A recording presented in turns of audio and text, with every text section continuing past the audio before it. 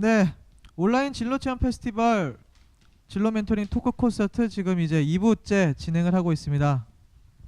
글쎄요, 그 바로 전에 이어서 불과 한 10분 정도 쉬었기 때문에 얘기는 자연스럽게 이어질 것 같은데, 아까 전에 1부 처음에 저희 그 최연아 대표님께서 AR 증강현실에 대한 개념을 동영상으로 잠깐 설명을 해주셨었어요. 근데 그게 조금 아쉬웠었습니다.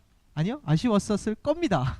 우리 김동현 대표님이 마찬가지로 동영상을 좀 많이 준비를 해 오셨다고 해요. 그래서 간단하게 그 동영상 보면서 김동현 대표님이 설명해 주시는 AR이라는 건 무엇인지, 그리고 상당히 좀 제가 전에 듣기로는 개념 설명이 아주 좀 쉽게 잘 되어 있다고 해요. 그래서 그 동영상을 한번 보시면서 김동현 대표님 설명 먼저 듣고 얘기 나눠보도록 하겠습니다.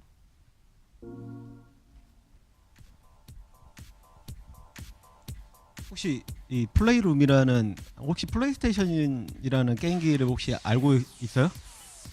이제 거기에서 이제 증강현실은 기본적으로는 무조건 카메라가 필수입니다. 나를 담아거나 내가 있는 공간을 담아줘야 되는 카메라가 필수거든요. 이제 이 플레이룸 같은 경우는 자기가 앉아있는 공간 내 주변에다가 가상의 화면을 띄워서 거기 안에 나오는 어떤 캐릭터들을 컨트롤하는 게임이거든요. 그러니까 여러분들이 생각하시는 증강현실이라는 게임의 가장 기본적인 모습이라고 생각하시면 될 것 같아요. 카메라가 앞에 있고 사용자는 자연스럽게 화면에 띄어지는 그런 저런 가상의 존재들을 만지고 그 존재들하고도 싸울 수 있고 저렇게 게임을 하듯이 막 즐길 수도 있어요. 물론 조금 과장된 면이 없지 않아 있는데 실제로 게임을 해보면 비슷한 상황들이 많이 구현이 돼요.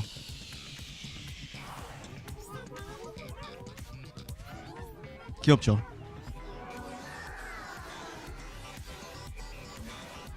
실제로 방금 나온 캐릭터들을 이용한 게임이 나와 네. 있잖아요. 이제 이렇게 해서 지금 컨트롤러 안에 들어있는 애를 괴롭히는 거예요. 그리고 밀어서 이렇게 터치하듯이 조작하면은 애들이 이렇게 쏟아져 나와요.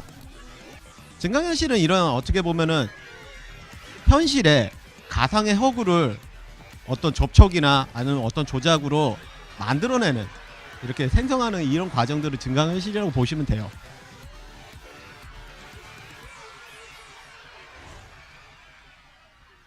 그러니까 이거는 요즘에 나오는 뭐 포켓몬 고나 이런 게임들하고도 사실 거의 똑같습니다. 어떤 방식은.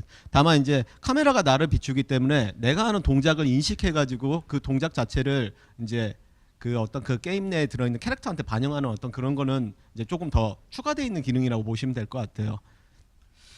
플레이스테이션 얘기가 좀 나와서 하는데, 우리 학생들은 대부분 이제 PC와 온라인 쪽에 많이 특화가 되어 있다라고 모바일 쪽. 예, 모바일 쪽으로 좀 생각이 좀 많이 되는데, 전통적인 콘솔 중에서 확실히 이 AR 그리고 VR, 플레이스테이션, 소니 상당히 좀 많이 도전적으로 많이 나오고 있잖아요. 실제로 PSVR이라는 기기도 이미 나와 있고, 그러니까 눈에 쓰는 최근에 보면 그런 거 많이 있잖아요. HMD 그것들을 실제 전문적으로 하고 있는데, 그 소니가 최근에 좀 어떻게 하고 있는지 간단하게 설명해 주시는 것도 학생들한테 도움이 될 것 같아요. 네. 소니 같은 경우는 이제 플레이스테이션 3 2007년도에 나왔던 플레이스테이션 3라는 기종에서 동작 인식이라는 거를 처음 시도를 했었거든요. 물론 경쟁 게임기 엑스박스 360이라고 혹시 아세요? 엑스박스 1은 아마 아실 것 같은데 엑스박스 360이 그 전 기기잖아요. 거기서도 이제 카메라를 이용한 동작 인식이라는 개념을 처음에 넣었었거든요. 그게 증강현실의 어떻게 보면 기초적인 느낌이라 보시면 될 것 같아요. 플레이스테이션 4로 넘어오면서 하드웨어 성능이 약간 대폭 상승을 했거든요. 이제 성능이 좋아지니까 아까 말씀드린 것처럼 할 수 있는 게 많아지겠죠. 그러면서 도입된 게 증강현실, 그 다음에 이제 VR이거든요. 가상현실. 그러니까 소니 같은 경우는 경쟁 콘솔 중에서 가장 그런 분야 쪽으로 많이 도전하고 있는 네. 지금 추세라고 보시면 될 것 같아요. 사실 VR도 현재로는 플레이스테이션 4가 유일하고, 물론 엑스박스 1도 오큘러스는 안에 자체 그렇죠. 개발하는 걸로 곧 도입한다는 얘기가 있지만 현재로서는 최초고 유일합니다. 그리고 증강현실도 현재로서는 최초고 유일한 형태라고 보시면 될 것 같아요. 그리고 아까 전에 그 말씀해 주셨는데 거기에 힌트가 좀 있을 것 같아요. 카메라가 있고 없기의 차이가 VR과 AR의 차이다라는 얘기를 해주셨는데, 그게 어떤 걸 뜻하는 건지 조금 우리 학생분들한테. 카메라가 있으면은 사실 무조건 증강현실이라고 보시면 돼요. 내가 있는 현실에 가상의 허구를 맞습니다. 띄운다. 그러기 위해서는 내 옆에 띄우는 게 아니죠. 그걸 띄우는 방식이랑 홀로그램 같은 게 돼야 그렇죠. 되는 거고, 옆에 띄운다. 내 눈에만 보이게 띄운다라고 생각하시면 돼요. 스마트폰에서 보면 그 포켓몬이 앞에 있다고 해서 실제 여기 앞에 있는 건 아니잖아요. 그러니까 그런 거에서 맞아요. 이제 차이가 있는 거죠. 가상현실은 쉽게 구분하시려고 하면 눈을 가린다라고 생각하시면 돼요. 그러니까 큰 극장에 나 혼자 앉아 있는 것 같은 거. 그래서 나만 볼 수 있는 영상. 대신 그 영상을 360도로 볼 수 있는 거죠. 그렇죠. 자연스럽게. 가상현실은 내 눈을 가리고 나만 볼 수 있는 영상. 그리고 증강현실은 현실에 가상이나 허구를 더하는 과정. 그래서 큰 차이는 카메라가 있다 없다로 일단은 구분하시면 돼요. 그걸 혼합한 게 이제 MR이라고 불리는 이제 합친 형태의 어떤 네. 이제 기술이겠죠. 그 아까 전에 최현아 대표님이 설명해 주셨던 부분 중에 하나가 갑자기 불현듯 생각났어요.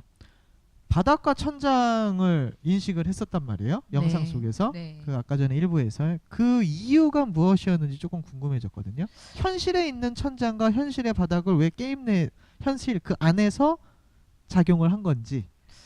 아무래도 이제 그런 것들을 구분을 한다는 것은 그 컨텐츠가 추구하는 게 조금 더 현실하고 가깝게 맞닿아 있는 그런 컨텐츠를 개발을 하기 위해서 사실 기술적인 부분을 빼놓고 말을 할 수가 없죠. 근데 이제 그런 이유에서일 거라고 생각이 들고요. 일단 그러다 보니까 아까 전에 그 잭과 콩나무라는 그 기반으로 한 그런 스토리텔링이 그 AR과 VR로 넘어가는 그런 컨텐츠로 나타났는데 우리 집에서 어떤 일이 일어나는 것 같이 진짜 현실감 있게 그런 콘텐츠가 제작이 됐잖아요. 그런 부분들에 있어서 지금 뭐 그런 어떤 뭐 높이라든지 우리가 이제 바닥, 그 다음에 포켓몬고 같은 경우도 사실은 이제 약간 그런 기술적인 부분에서 얘기를 하자면, 그러니까 포켓몬에서 나오는 아이들은 몬스터잖아요. 걔들은 허공에 떠 있어도 사실 어색할 게 없죠. 네. 근데 사실 이게 몬스터가 아니라 어떤 그 바닥에 접해서 있어야 되는 거라면 약간 기술적인 한계가 좀 있었을 거예요. 근데 얘들은 그냥 허공에 떠 있기 때문에 우리가 굳이 그게 어느 위에 뭐 책상 위에라든지 뭐 바닥에 서 있다든지 하지 않아도 어색할 게 없지만, 우리가 지금 이제 말씀하시는 것 같은 바닥이라든지 천장을 인식을 해서 그걸 기술적으로 구현을 하면서 현실감 있는 콘텐츠를 개발하기 위해서는 사실 이런 기술적인 어떤 한계들을 계속 이제 극복하는 그런 노력들이 있다고 생각이 됩니다. 바로 이어지는 질문을 좀 해드릴 거야 될 것 같아요. 좀 더 기술적인 얘기. 안 그래도 저희 창작 동아리에서 아까 프로그래밍 언어를 조금 물어봐서 요 같은 네. 맥락인데, 네. 천장과 바닥을 인식했다라는 건 결국은 음. 제3의 가상의 3D 요 오브젝트라고 말씀해 주셨는데 네. 그냥 캐릭터라고 얘기를 할게요. 네. 이 캐릭터가 바닥을 뛰어다니려면 바닥을 인식해야 네, 된다는 네, 그 네, 얘기시잖아요. 그렇죠. 그러면 지금 여기는 현실에서는 이 의자, 뭐 텔레비전, 탁자, 사람부터 시작해서 많은 물건들이 있단 말이에요. 이 물건들을 인식하는 것도 방법이 좀 차이가 있을까요? 물건을 인식한다는 네, 각각의 거는- 개체들을 다 인식을 해서 그 안에서 캐릭터들이 움직여야 하는 거잖아요. 네네. 되게 좀 또 어려운 질문을 저에게 주셨는데 쉽게. 일단은 지금 되게 여러 가지 시도들을 하고 있어요. 그 이미지 프로세싱이라는 뭐 그런 것들도 있고요. 그러니까 이게 뭐냐, 이걸 뭐냐를 이 이제 엔진에 들어갔을 때 이미지 프로세싱이라고 하는 기술들은 이것이 무엇이다라는 거를 그런 것들을 계속 학습을 시켜서 그것들을 컨텐츠에 적용하는 부분들인데요. 그러니까 사실상 지금 말씀하신 게 그러니까 어떤 뉘앙스인지 제가 정확하게 파악이 잘 안 되는데, 네네. 그러니까 뭐 벽이나 바닥을 구분을 해야 되는 것들이 있잖아요. 네, 그것들이 이제 어떤 작용에 의해서 진행이 되는 거지. 김동현 대표님도 예. 그 쉽게 얘기하면은 카메라를 그냥 찍으면은 2차원이잖아요. 근데 그 카메라로 두 장을 사진을 찍어서 겹치면 약간 볼록볼록하게 이렇게 차이가 나거든요. 옛날에 혹시 뭐 매직아이 같은 거에서 사파리로 이렇게 모아서 보면 책에 이렇게 튀어나온 입체 같은 게 있었어요. 그러니까 매직아이도 우리 80년대 90년대 여러분은 안 보셨나 봐요. 아, 이 나이 차이가 막. 근데 제가 이제 이 얘기를 왜 했냐면은 지금 이제 말씀 주신 부분에서 네. 가장 중요한 거는 3D 공간 스캐닝이라 불리는 기술이에요. 그러니까 홀로렌즈라는 MS에서 나온 제품이 있어요. 이렇게 큰 안경 네. 같은, 그게 MR 기기거든요. 그 기기는 기본적으로 공간을 인식하는 기술을 가지고 있어요. 근데 그 공간의 인식 기술의 가장 쉬운 기능은 카메라가 2개라는 거거든요. 그 카메라 2개로 비쳤을 때 공간 자체를 평면이 아니라 여러 형태의 3D처럼 이제 지금 있는 공간처럼 인식을 하는 거죠. 그러면 이제 그 자연스럽게 땅 그리고 이제 사물들에 대한 인식, 실제로 그 제품에는 그걸 활용한 게임들이 있어요. 이렇게 자기 집인데 그걸 딱 쓰면 집 안에 불이 막 나는 거예요. 맞아요. 아니면 집에 살인범이 막 들어오는 네. 장면이 나와요. 추리를 하고 막 문제를 푸는 그런 게임도 있거든요.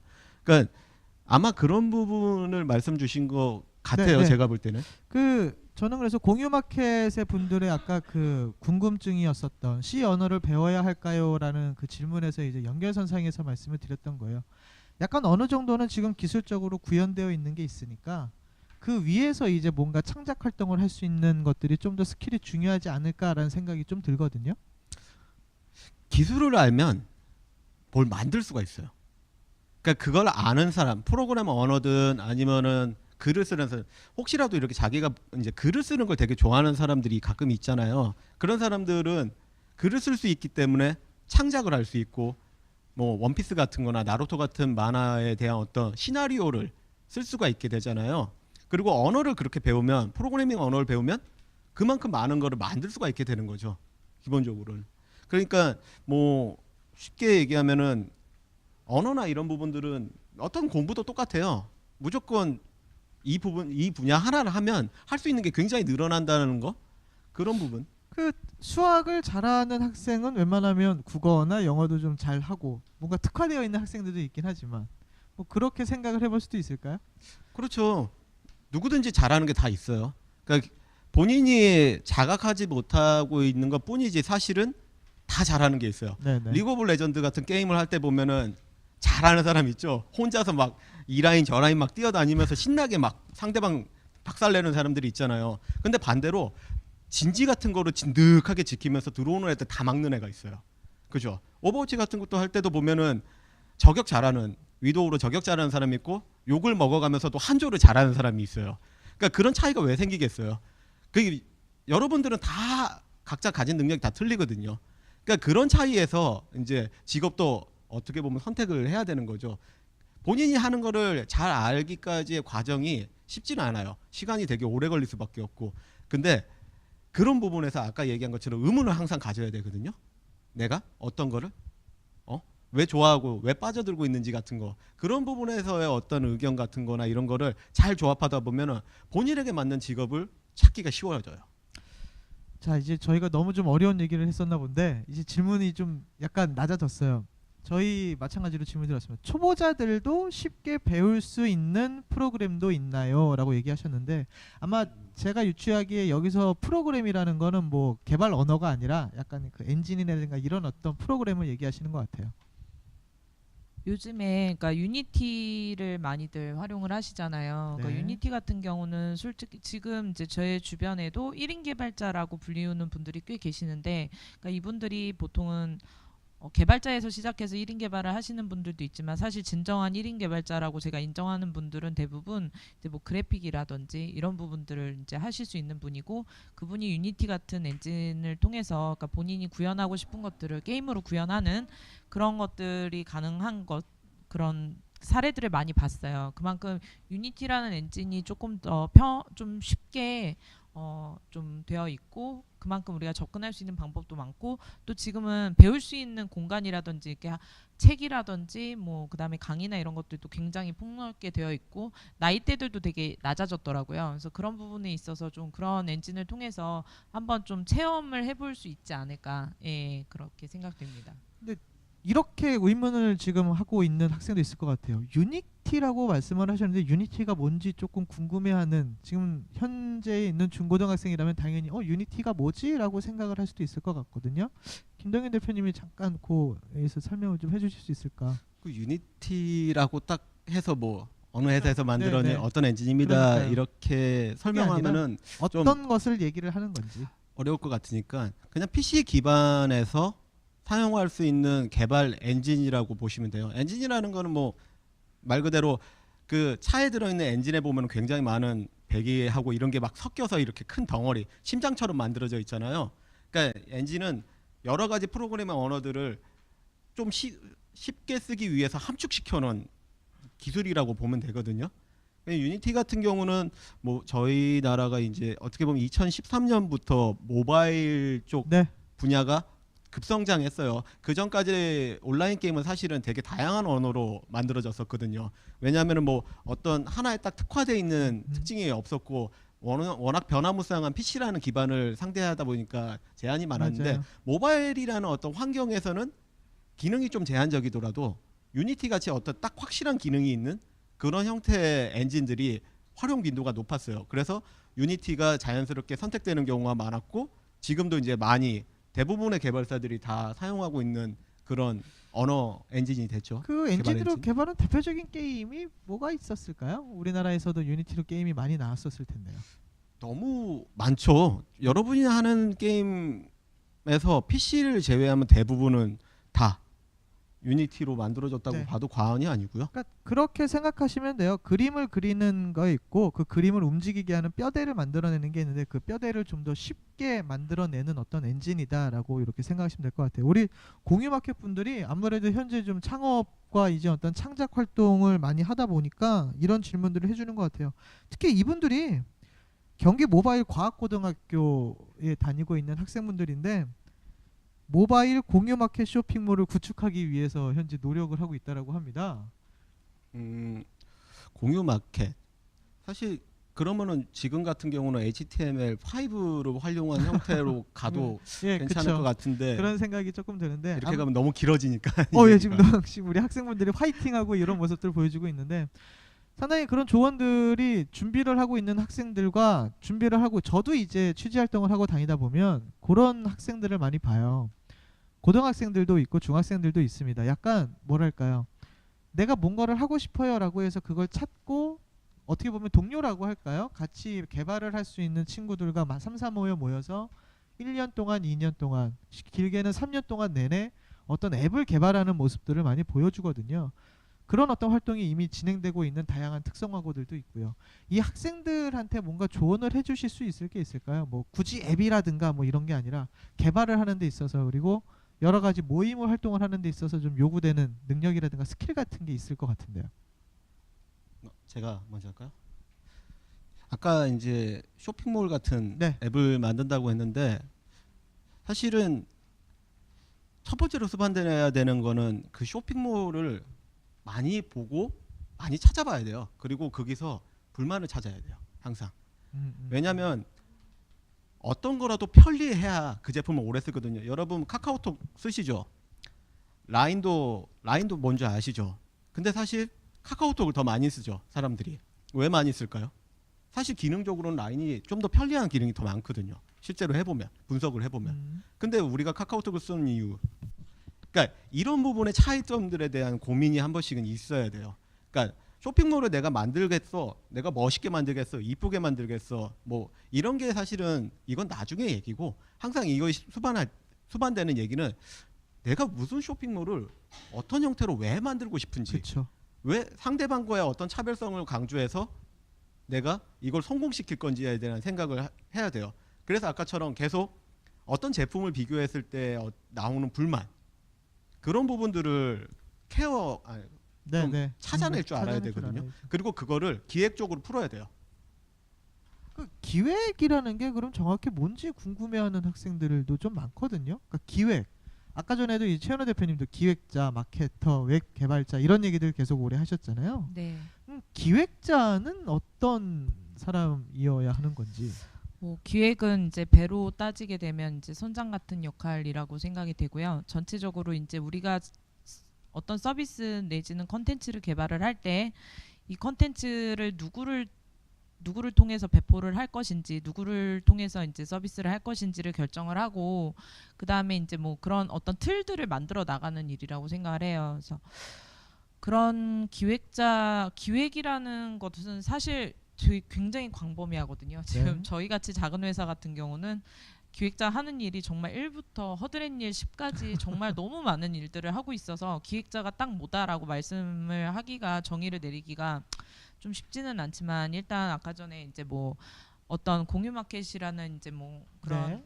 그런 걸 만들기 위해서 뭘 준비를 해야 되냐 이런 얘기들이 좀 나왔는데 일단은 저는 기획자가 소비자의 관점에서 한번 이 우리가 그러니까 제공할 서비스에 대한 어떤 기본적인 시뮬레이션, 그러니까 내가 이거를 어디다가 배포를 했어.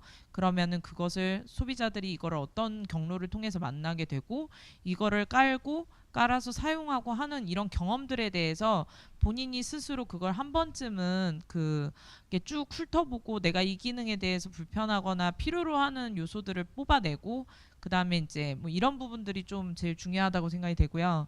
그리고 일단은 기획을 하려면 아까 김동현 대표님께서 말씀하신 것처럼 정말 많은 경험들을 해야겠죠. 그러니까 경험을 통해서 얻은 것만큼 좀 중요한 게 없다고 생각이 되거든요. 그러니까 컨텐츠들을 많이 접하면서 거기서 느껴지는 불편함이라든지 필요함, 거기만 갖고 있는 어떤 특별한 가치, 그것만의 가치 같은 것들을 내가 이제 머릿속으로 정리를 하고 그 정리한 것을 토대로 해서 새로운 것들을 좀 뽑아낼 수 있는 그런 어떤 역량 같은 게 필요하다고 생각이 됩니다. 얘기를 듣다 보니까 그럼 기획자는 거의 뭐 만능인에 가까워야.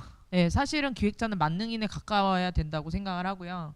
그렇기 때문에 굉장히 다양한 경험들이 필요하고 그리고 제일 중요한 것은 그러니까 저는 요즘에 많이 느끼는 건데 그런 그러니까 뭐 이런 얘기하면 되게 약간 구닥다리라고 생각하실 수도 있지만 뭐 그리스 로마 신화라든지 이런 것들 책들 좀 많이 읽으셨으면 좋겠어요. 정말 좋은 기획은 그러니까 자기가 이제 약간 저변에 깔린 게 있어야 되는데 그 제일 힘이 될 수 있는 무기는 솔직히 독서라든지 이런 걸 통해서 얻은 그런 것들이 제일 좀 크다고 생각이 되거든요. 네, 그나마 이제 간접 경험을 다양하게 할 수 있는 것들이 이제 책이나 네 그런 맞습니다. 정보를 통해서 얻을 수 네, 네. 있다. 뭐 이렇게 정리할 수 있을 것 같아요. 네. 김동현 대표님이 생각하시는 그럼 기획자는 근데 지금 본인이 이미 기획자 아니신가요?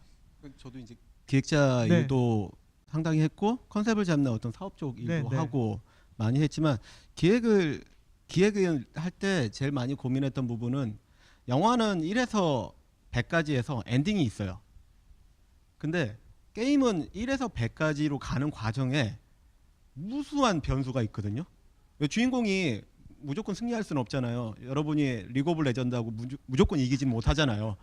팀원들이 뭐 쉽게 말하면 뭐 저 던지는 학생들이 뭐 많죠. 그러면 네, 던지는 그죠. 플레이어가 많이 저도 있으니까. 가끔씩 뭐 화나면 마우스를 던지고 막 그러는데 그러니까 그런 과정들이 있잖아요. 그런 과정들까지를 생각할 줄 알아야지 기획이거든요. 그러니까 기획은 1부터 100까지 가는 과정에서 생길 수 있는 무한한 변수를 다 예측할 줄 알아야 돼요. 그리고 다 만들어야 돼요. 누군가가 이제 게임에서 보면은 막 이렇게 절벽 같은 데로 올라가고 있다가 우리는 절벽을 다 올라갈 거라고 생각하고 하지만 절벽에서 떨어질 수도 있거든요. 근데 절벽에서 떨어지다가 다시 돌을 잡아서 버틸 수도 있고 아니면 그냥 떨어질 수도 있고 이런 과정들 있잖아요. 뭐 FPS 게임에서 총을 쐈는데 상대방이 머리에 맞을 수도 있고 몸에 맞을 수도 있고 다리에 맞을 수도 있잖아요. 근데 여기가 다 데미지가 틀린 거예요. 여기 맞으면 한 방에 가는데 여기 맞으면 버티죠. 여기 맞으면 더 버텨요. 그러니까 그런 식의 어떤 변수들을 굉장히 체계적으로 분석할 줄 알아야 돼요. 사실 그래서 기획자라는 거는 겉으로 봤을 때는 너무 쉬운 직업이에요. 아, 이런 게임 나오면 너무 재밌지 않겠어? 야, 이런 거면 너무 대단하지 않겠어? 라고 생각하는 사람이 진짜 많거든요. 뭔가 큰 그림만 네, 그릴 줄 알아요. 절대 그렇게 접근할 수 있는 직업은 아니에요. 오히려 그렇게 접근할 거면은 그래픽을 하거나 프로그래밍을 하는 게 100배 나아요. 기획은 정말 무수한 잡다한 지식들 네. 그리고 수많은 변수를 예측할 수 있는 창조 이런 부분들이 정말 많이 결합돼야 되거든요. 뭐 방송으로 보면 PD 역할을 해야 된다라고 이렇게 생각할 수 있죠. 그러니까 감독님의 역할. 근데 지금 또 재밌는 질문이 하나 들어왔어요. 저희가 기획자 얘기를 좀 하다 보니까 그거에서 이제 문득 생각이 났나 본데 우리 학생분들은 이미 겪고 있는 거예요. 자, 스타트업을 지금 저희가 준비하고 있습니다. 근데 기획자와 여기는 분류가 돼 있네요. 디자이너, 개발자 간에 이런 경우 너무 많아요. 의견이 맞지 않을 때가 종종 있습니다. 이럴 때는 어떻게 해야 하나요? 지금 이미 먹구름이 드리워져 있어요. 지금 이건 정말 저희가 살고 있는 그리고 게임을 개발하는 게임 개발사나 뭐 어떤 드라마를 제작하는 드라마제 모두가 겪는 일이거든요. 어떻게 해소하시나요? 일단은 학생들한테 전혀 적용이 안 되는데 저희 같은 경우는 일단 술을 마시고요. 술을 한잔 하면서 진솔한 이제 뭐 대화도 하고. 근데 일단은 되게 부딪힐 수밖에 없는 그 업무 자체가 네. 네. 네, 지금 술 얘기가 나와가지고 지금 커트가 들어왔는데 죄송합니다.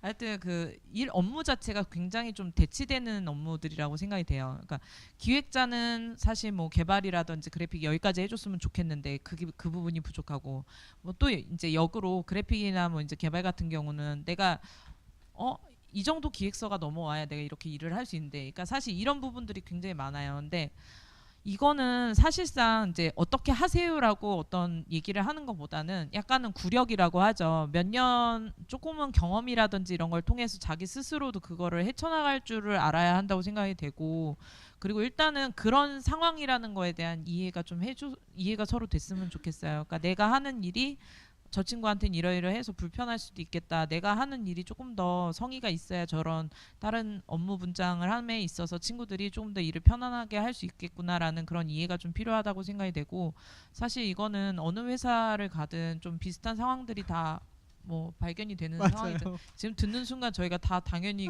다들 그렇지라고 이제 약간 끄덕끄덕해를 했는데, 약간 좀 경험이 좀 필요하다고 생각이 되고, 아직 이제 스타트업이잖아요. 그리고 이 스타트업이 어떤 내용을 담고 있는지는 모르겠지만 이제 공동의 목표를 위해서 약간씩 서로 양보하는 그런 자세들은 좀 필요하지 않을까 합니다. 네. 네.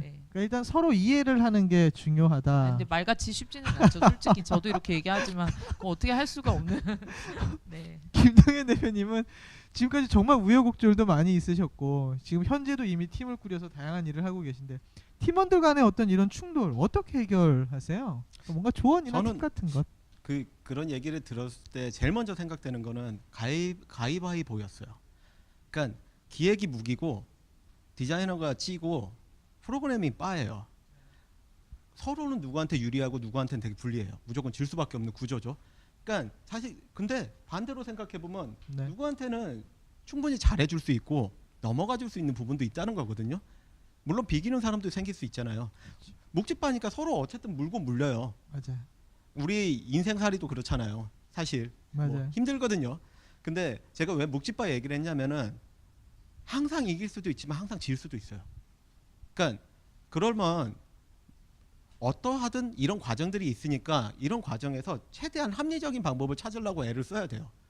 내가 묵직바를 이기기 위한 과정도 필요하겠지만 비기기 위한 과정 그렇죠. 그리고 지기 위한 과정도 필요하거든요. 근데 그런 게 없이 내가 무조건 이기겠다고 해버리면 문제가 생겨요. 근데 맞습니다. 잘 생각해 보세요. 묵직바를 1000번을 하든 1000번을 하든 이길 수 있는 방법은 어쨌든 상대방 걸 예측하거나 내 맘대로 냈을 때 운이에요. 맞잖아요. 물론 상대방의 패턴을 이해할 수 있어요. 그렇죠. 상대방이 많이 하다 보면. 근데 그게 합리적인 방법인 거죠. 오랜 시간 같이 하고 유지를 하다 보니까 그런 부분에서 자연스럽게 방법을 찾게 된 거예요. 해결할 수 있는 방법. 그러니까 지금은 초기 단계니까 서로의 어떤 부각적인 얘기들을 많이 해도 상관없을 것 같아요. 그리고 나오는 의견에 대한 부분을 합리적으로 해결하기 위한 노력이 필요해요. 그러니까 왜 제가 빠를 냈는지, 네네. 그래서 왜 제가 나를 이기려고 빠를 냈네라는 개념이 아니라 제가 왜 순수하게 빠를 냈는지에 대해서 고민을 해보자는 그렇죠. 거죠. 그런 고민들을 하다 보면 자연스럽게 그렇게 싸우는 단계가 줄어요. 그러면서 순환이라는 게 생겨요. 일에. 그 순환이 생기면 잘 되는 거죠. 네네. 그렇죠. 참 어려운 과제라고 할 수 없어요. 이거는 뭐 굳이 개발, 기획자, 마케터 이 얘기뿐만 아니라 이제 곧 고등학생 분들이기 때문에 대학교를 지나가게 되면 조별 과제 하게 되잖아요. 그럼 이제 거기서부터 이제 또 다시 시작을 하게 되는 일이거든요. 이 모든 것들은 아마 살아가면서 계속 고민해야 되는 문제고 찾아 나가야 하는 문제가 아닐까 합니다. 문득 좀 그런 생각이 들어요. 이제 대학교 고등학생 분들이어서 이제 창업 이런 얘기를 했는데 제가 얼마 전에 이제 청소년 스타트업이라 그래서 만나섰던 대표님은 이제 20대 초반이셨던 거예요. 그래서 물어봤더니 대학교를 아직은 생각을 안 하고 있습니다. 이렇게 생각하셨는데 이제 좀 현실로 돌아와서 고등학교 졸업하고 나서 바로 창업의 길로 접어들었다라는 어떤 주변의 후배라든가 동료, 뭐 친구 이렇게 있었을 때 어떤 조언을 해주고 싶으신지가 조금 궁금해지는데요. 사실 그런 친구들 굉장히 많이 봤어요. 실제적으로 그래서 크게 성공하신 분도 봤고 크게 실패하신 분도 봤거든요. 근데 이거 하나를 딱 생각하고 가면은 좀 쉬우실 거예요. 공부는 죽을 때까지 해야 됩니다. 맞아요. 근데 내가 대학교라는 거를 건너뛰고 창업을 시작했다가 창업이 잘못됐을 때 사회적으로서는 분명히 약자가 될 수밖에 없거든요. 당연히 대학교를 나오고 안정적인 직장에서 경험을 쌓은 사람한테는 질 수밖에 없는 구조가 돼요. 우리나라 사회라는 게. 물론 다른 데도 비슷하겠지만 우리나라처럼 학벌을 좀 많이 생각하는 부분에서는 그런 부분은 조금 넘어가기가 힘든 부분이 있어요. 물론 공부를 해야 되니까. 직업적으로 창업이라는 건 절대 답은 아니에요. 그리고 창업을 하기 전에 더 고민해봤는 거는 경험을 일단 쌓는 거예요. 창업이라는 게 급한 문제는 절대 아니거든요. 나중에 하기 싫어도 창업을 해야 될 때가 너무 많아요. 특히 아버님들 좀 안 좋아하시고 이러면은 닭집 차리고 막 그러잖아요. 사실 그거 되게 울며 거저 먹기거든요. 제가 닭을 튀겨봤겠어요? 뭘 튀겨봤겠어요? 집에서 전 정도만 부쳐봤겠지. 그러니까 그런 사람들이 닭을 튀기는 일이 뭐겠어요? 어쩔 수 없이 창업해서 일을 해서 돈을 네, 벌어야 되기 네, 때문이거든요. 창업 그렇다고 해서 지금 좋은 아이디어가 있는데 버리라? 아니에요. 오히려 일을 하면서 경험을 쌓은 게 지금의 아이디어를 더 발전시키고 더 시기에 맞게 지금 현재에 맞게 더 좋은 아이디어로 만들 수가 있어요. 아이디어라는 거는 누군가가 써버리는 게 아니에요. 자신이 끊임없이 보석처럼 다듬어야 되는 거예요. 그 보석처럼 다듬는 거를 급하다는 이유로 지금 보석도 괜찮을 것 같다는 이유로 급하게 창업하는 건 저는 좀 아닌 것 같습니다. 네. 최연아 대표님도 같은 생각이신가요? 네, 뭐 비슷한 생각이기는 한데요. 지금 우리 친구들이 모르겠어요. 고등학교를 졸업해서 창업을 하는 생각을 저는 사실 한 번도 해본 적이 없어요. 근데 결국 저도 20대 중반부터 사업을 시작을 해서 지금까지 사업을 하고 있고 지금은 이제 나름 이제 벤처 스타트업 뭐 이런 이름으로 지금 사업을 하고 있는데 그러니까 만약에 내가 어떤 일을 하겠다라고 부모님한테 폭탄 선언을 해요. 일종의 그거는 폭탄 선언이죠. 나는 나의 자식이 옆집의 자식과 되게 비슷한 루트로 클 거라고 생각을 하는데 갑자기 아이가 어머니 저는 진학을 하지 않겠습니다. 저는 사업을 하겠습니다. 근데 내가 볼 때는 아직도 너무 애기 같은 네가 무슨 사업을 한다고 그러니 했을 때 저는 일단은 그러니까 사업이라는 거는 끊임없이 설득을 해야 되는 일이거든요. 그러니까 누군가를 설득을 해야 돼요. 여기서 설득의 대상은 소비자가 될 수도 있고요. 내 사업에 돈을 투자하겠다고 하는 투자자가 될 수도 있고 내가 뭔가를 이제 뭔가 어딘가 입점을 해야 되면은 그 입점하는 공간에 누군가가 될 수도 있고 하여튼 되게 다양한 사람들을 설득을 하는 일들이 필요를 한데 그러면 일단 부모님을 먼저 내 사업하고 내 방향에 대해서 설득을 하셔야 돼요. 그렇죠. 저는 그게 일단은 제일 중요하다고 생각이 되고 그러니까 사업을 하겠다는 게 단순히 나는 공부를 하기 싫으니까 난 이걸 좀 잘하니까 그래가지고 사업을 해서 성공을 할 수는 없어요. 저도 지금 여러분 앞에 이렇게 서 있기는 하지만 제 자신이 좀 부끄러운 거는 제가 아직 성공이라는 이름으로 이 앞에 쓴 거는 아니에요. 지금 저도 이제 뭐 이제 조금씩 크고 있는 그런 사업가일 뿐이지 그러니까 성공이라는 말은 아직 어울리지 않는 그런 단계거든요. 그러니까 사업을 해서 성공을 하는 사람들은 정말 지극히 희박하다고 해요. 뭐 몇 퍼센트 사업을 시작해서 10년 안에 10년 동안 살아남을 확률이 몇 프로 그럼 그 퍼센테이지 자체가 뭐 2% 3% 되게 미미하거든요. 그럼 이거는 여러분이 전교에서 1등 2등 하는 것보다도 사실은 더 어려운 숫자예요. 그러면 그런 어려운 사업을 시작을 한다고 했을 때 그만큼 본인이 가지고 있는 아이템이라든지 내가 이 사업을 끌어가는 거 이거는 좋은 제품만 가지고 성공을 하는 건 절대 아니에요. 우리가 지금 우리 머릿속에서는 잊혀졌지만 굉장히 좋은 제품들이 많아요. 그렇다는 거는 제품이 나빠서가 아니라 그 사업을 하는 시기라든지 그 회사가 운영하는 상황이라든지가 굉장히 힘들었기 때문에 없어졌다고 판단을 하시면 돼요. 그러니까 사업이라는 건 굉장히 다양한 어떤 경험이라든지 그런 내가 그거를 끌어갈 수 있는 어떤 축적된 노하우라든지 이런 것들이 필요한 거기 때문에 일단은 여러분들이 만약에 그렇게 사업을 하고 싶다라고 판단을 했을 때는 부모님을 놓고 PT를 해라. 그리고 내가 하고 싶은 사업에 대해서 분명한 정의를 내려라. 그래서 만약에 그것들이 부모님부터 설득이 된다면 그거는 좀 그래도 가능성이 있는 사업이니까 한번 도전이라는 건 나쁘지 않으니까 네. 어리니까 예, 도전하셨으면 그래서 좋겠습니다. 설득되시면 가장 큰 투자자로 변모하실 수 있는 게 부모님이시니까요. 네네네. 네. 문득 그냥 이것도 이제 연장선상에서 다양하게 좀 생각을 했던 부분 중에 하나였던 건데 결국은 그럼 이제 사업을 만약에 이루어졌을 때의 어떤 어려움이나 이런 것들 많이 해주시면서 공통적으로 이런 얘기를 많이 해주셨어요. 다양하게 경험을 해봐라. 그 다양한 경험이라는 거에 뭐 실패도 있고 성공도 있고 뭐 간접 경험 이런 것도 있을 텐데 책을 많이 읽어라라는 얘기를 좀 해주셨었거든요. 네. 근데 우리 학생들은 좀 그런 어떤 추상적인 개념을 잘 이해를 못할 것 같아서 다양한 경험이라는 게 그럼 중고등학교 때는 무엇을 해보면 좀 더 다양하게 경험해 볼 수 있을까라는 그런 조언 같은 걸 해주실 수 있을까요? 일단 남학생들이 많다는 전제하에서는 저는 이제 뭐 스포츠 활동 같은 거 그러니까 예를 들어 지금 저희가 개발하고 있는 게임 중에도 스포츠를 스포츠를 컨셉으로 한 것들이 있어요. 뭐 축구라든지 야구라든지 뭐 다양한 스포츠라는 컨셉이 있는데 이게 참 되게 좋은 게 뭐냐면 스포츠라는 것들은 그 어떤 룰이 나라마다 다르진 않잖아요. 뭐 네. 장기나 바둑 같은 거나 고수도 뭐 이런 아, 거 좀 안 좋은 얘기니까 예, 보드 게임. 네, 등등은 사실상 동네마다 약간 좀 다른 방법들이 있지만 스포츠라는 거는 공인된 어떤 규격 하에서 이제 움직이죠. 그렇기 때문에 이런 스포츠를 체험하는 거 그러니까 되게 나중에는 뭔가 기획을 할 때 스포츠를 해본 것과 스포츠를 머리로 그러니까 글로 배운 거는 되게 다르거든요. 그래서 그런 부분들에 대한 경험 그리고 이제 책도 아까 말씀을 드렸는데 책을 통해서 이제 얻을 수 있는 것들은 사실 뭐 리니지라든지 지금 여러분이 좋아하는 많은 게임들 네. 그거에 보면은 이제 뭐 다양한 뭐 이제 캐릭터 요소들도 나오고 하잖아요. 그런 것들이 사실상 그리스 신화라든지 그리스 로마 신화라든지 이런 데서 비롯된 것들이 상당히 많아요. 그러니까 그리고 이제 어떤 역사적인 현장에 대해서 이제 그 현장을 쏙 뽑아서 어떤 게임의 스토리텔링 요소로 풀어낸 것들도 있고 그러니까 이런 것들을 좋게 기획을 하기 위해서는 정말 다양하게 좀 경험을 해야 된다고 해요. 그래서 저도 그런 부분들에 대해서 상당히 동감을 하고요. 지금 뭐 요즘에는 뭐 어떤 제가 얼마 전에 들은 이야기로는 이제 어떤 게임을 만들기 위해서 그러니까 격투기 게임 철권 네, 네. 같은 거는 그 철권을 기획을 하기 위해서 개발을 하기 위해서 실제로 뭐 격투기라든지 뭐 이런 것들을 배웠다고도 하시고 그러니까 이런 경험들이 나중에는 결국 내 컨텐츠에 다 녹아나게 되어 있기 때문에 그러니까 경험은 할 수 있는 한 최대한 많이 하셨으면 좋겠고요.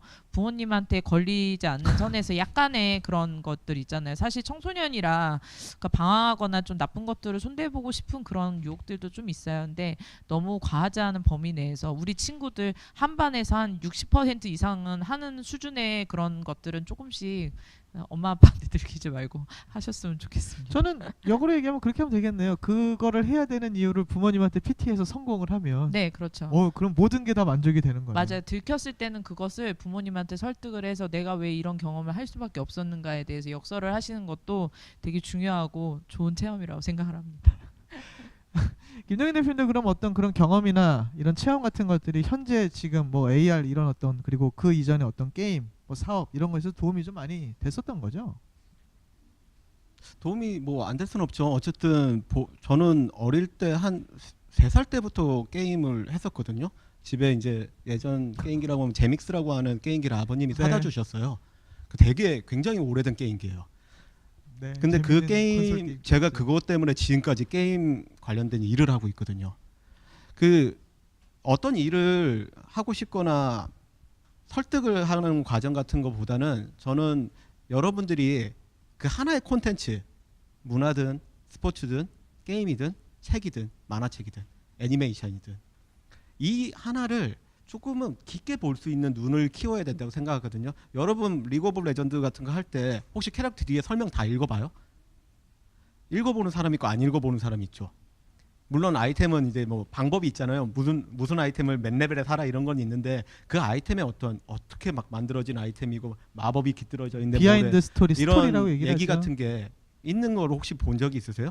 원피스에서 원피스에서 보면은 루피가 친구들 동료로 모으잖아요. 그 동료들의 설정을 한번 읽어본 적이 있어요?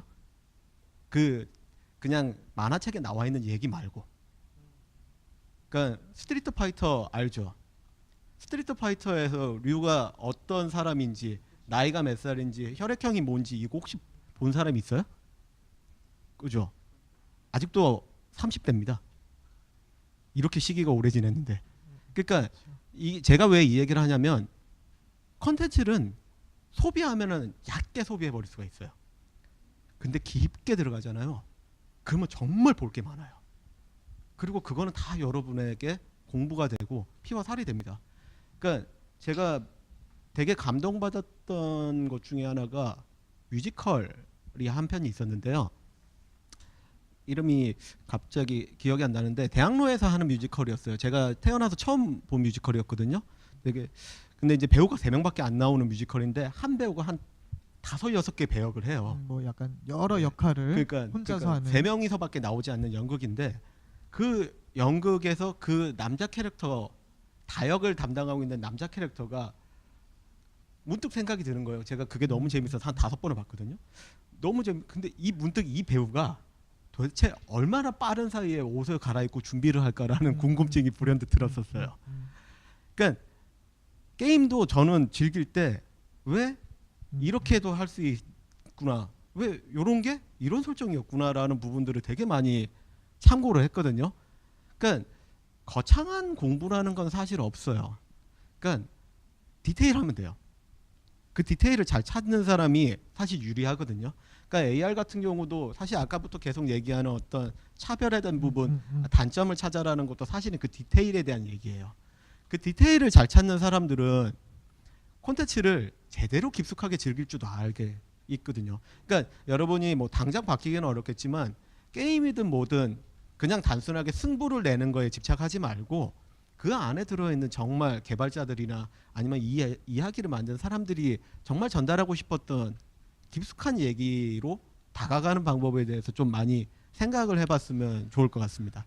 그러니까 뭐 다양한 경험을 하는 것도 중요하지만 그 경험들을 겪어보면서 그게 과연 어떻게 구현되는 건지 좀 더 깊이 있게 한번 생각해 보는 것들이 상당히 좀 중요하다, 이렇게 생각을 해볼 수 있을 것 같아요. 우리 학생분들이 지금 거의 마지막 질문이 될 것 같은데 시간이 어느새 이렇게 흘러가서 그래서 좀 개발 얘기하다가 지금 거의 끝나는 것 같아서 조금 아쉽긴 합니다만, 이 질문도 저희가 사전에 우리 학생분들한테 해주셨던 질문이거든요. 근데 이거는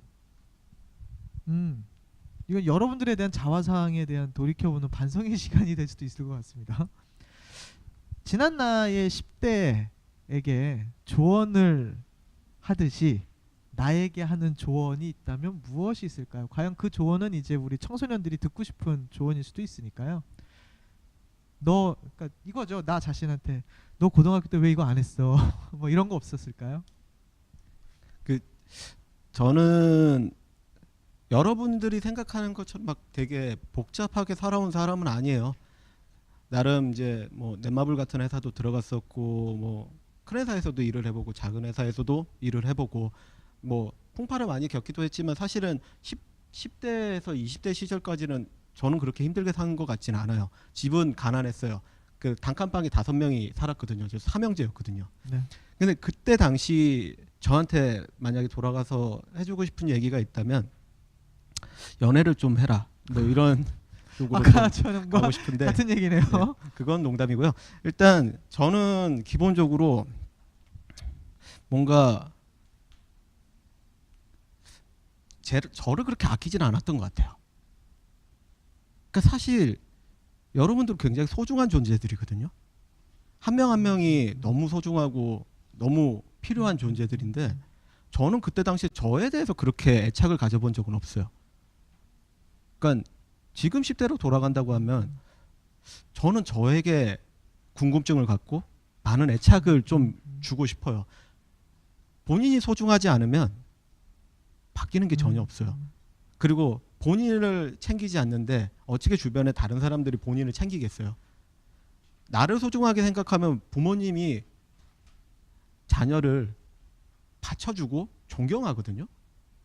그러니까 왜 그런 과정들이 생기냐면 나를 아끼지 않으니까, 나를 막 쓰니까 부모님도 나를 막대해 버려요. 그러니까 사실 저는 많이 맞고 자랐거든요. 근데 맞으니까 무슨 생각을 했냐면 그냥 맞고 말자. 그때만 딱 피하려고 딱 생각하는 거예요. 성적표 같은 거 나오면 뭐 그래 맞고 말지. 그러니까 공부를 잘할 생각을 안 한 거예요. 내가 소중하고 내가 앞으로 더 필요하다고 생각했으면 저는 그때 공부를 했을 거예요. 근데 저는 그냥 뭐 가난한 집에서 태어나서 가난하게 사는데 뭐 대충 살지 뭐. 그냥 뭔가 뭐 그냥 구르는 대로 가지 뭐. 일하라고 하니까 하지. 네네. 돈 필요하니까 일을 하지. 이런 식이었어요. 그 여러분 그러지 않았으면 좋겠어요. 저는 진짜 자신을 정말 많이 사랑했으면 좋겠어요. 자신에게 애착을 가지고 자신에게 집중하고 자신에게 더 많은 사랑을 베푸세요. 그러다 보면 자연스럽게 본인들을 대하는 타인의 자세도 바뀌고 시야도 바뀌고 눈도 다 바뀌어요.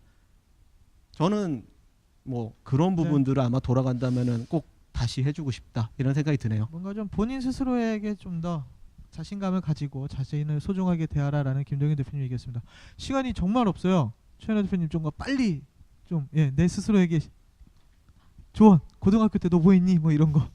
시간이 없으니까 저 이제 아까 전에도 끝맺음에 대해서 이야기를 했는데 제가 이렇게 하고 싶은 건 굉장히 많았어요. 뭐 초등학교, 중학교, 고등학교 때도 계속 뭔가를 하고 싶고 새롭게 뭐 이것도 하고 싶고 저것도 하고 싶었는데 그러니까 결과적으로 이제 뭔가를 하나를 시작을 했을 때 끝을 맺는 거에 되게 약한 사람이 지금도 좀 되어 있는 것 같아서 제 스스로 그런 거에 대한 후회를 굉장히 많이 하거든요. 그러니까 꿈을 꾸는 건 좋은데 그러니까 뭔가 아까 김동현 대표님도 그러니까 뭔가 하나를 파도 끝까지 한번 파보라는 얘기를 하셨잖아요. 그러니까 저도 좀 그런 사람이었으면 더 좋지 않았는가. 근데 그게 지금 결과적으로는 제 삶의 전반적으로 그런 부분들이 부족하다고 느껴지니까 우리 친구들도 뭔가 하나 시작을 했으면 뭐 공부든 그게 취미 생활이 됐던 뭘 해도 이제 끝까지 한번 파서 뭔가 좀 끝을 보는 그런 사람이 되었으면 좋겠고 제 스스로도 앞으로 더 그런 사람이 되기 위해서 전진하려고 합니다.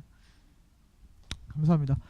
오늘은 오후에 글쎄요 AR로 시작을 해서 결과적으로는 우리네 10대들의 자화상을 한번 돌이켜보고 서로 한번 그동안의 고민을 허심탄회하게 얘기해보는 어떤 그런 시간이 아니었나 생각을 합니다.